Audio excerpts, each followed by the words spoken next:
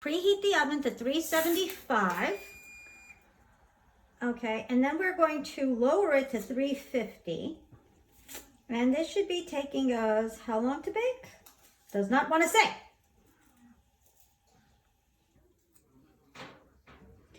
More cookie sheet dough. Cookie sheet. Add our favorite ingredients. Bake for 10 to 13 minutes. So, this will take us about 10 to 15 minutes. As I said earlier, we have been cooking our stew since about 8 o'clock, 9:30 this morning. About that. Yes, if it gives you a hard time, you could actually bang it like I just did on the counter. But I really don't always recommend it, depending on your counter. Or you can use like a spoon to push it downward. It does say that you can do that. Now to look for this, to open it up, it says to spread it out on your favorite cookie sheet.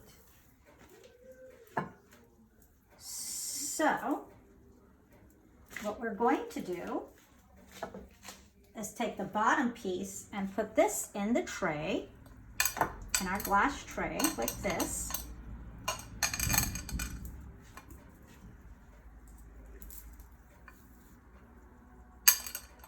Actually, we can do something like, I guess like this would be better, right? Just like that. Bring it upward. Okay, then we're gonna take our stew like that off. I don't think we're gonna have a lot to put in there, a lot in there. Like I said, we're experimenting. So let's try it out.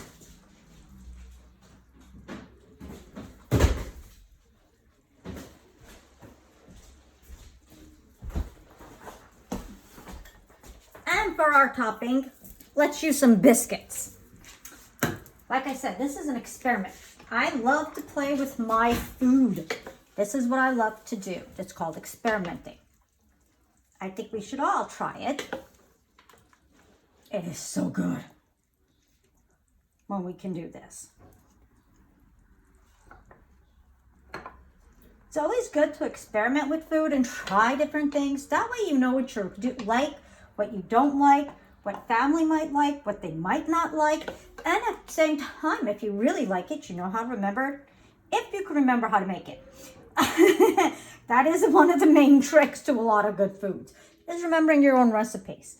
Sometimes you remember them, sometimes you don't. If you're like me, you're always experimenting, so you're always changing something up. So I'm doing it like this.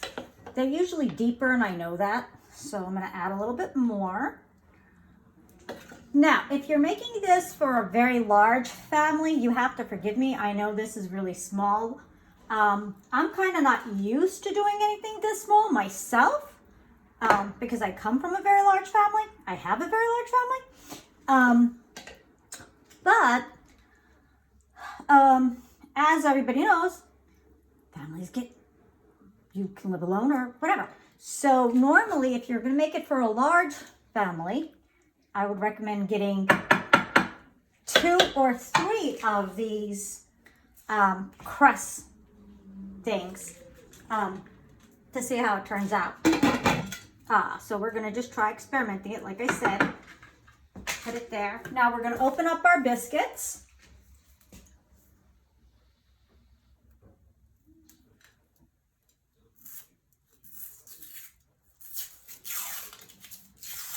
And these are the big, beautiful, these are the great big biscuits, the kind that you could peel, and they're buttermilk.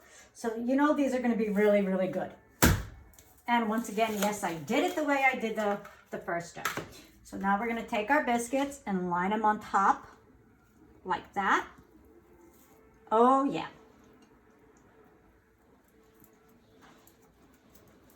I should have flattened some of them out.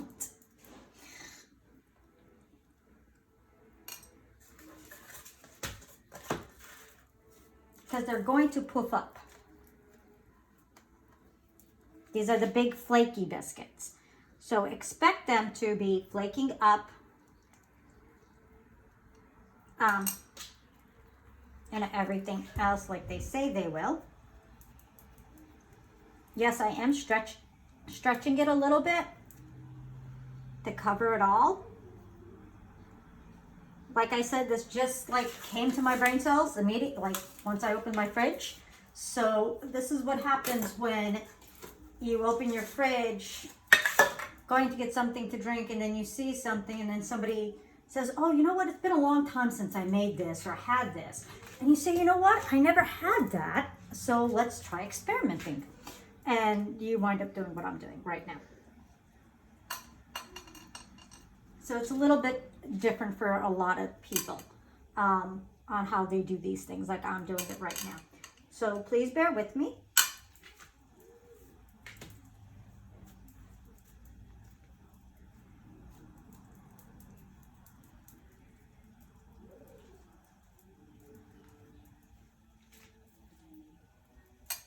Okay, let's go here in the middle. Because I definitely want it to go up on the ledge here. But we do have another biscuit that I can make that happen with. And I can split it in half, like I just did, and make it go a little bit higher up here. Yes, I'm making it look horrible, so please forgive me. Like I said, I'm new to this. I have no idea. This is an experiment, everybody. So we're just trying it out to see how it goes. And these biscuits take about 13 to 14 minutes to cook. The dough underneath takes 16 minutes to cook. So let's see how it turns out. Hopefully I don't burn our biscuits on top, because then it won't be as delicious as it should be, I'm hoping. So yeah. But like I said, this is just an experiment. I'm not going to put any gravy on top.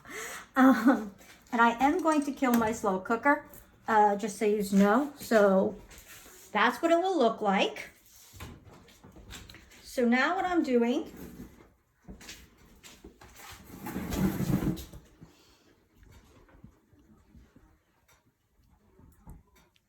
okay. Oops. 350.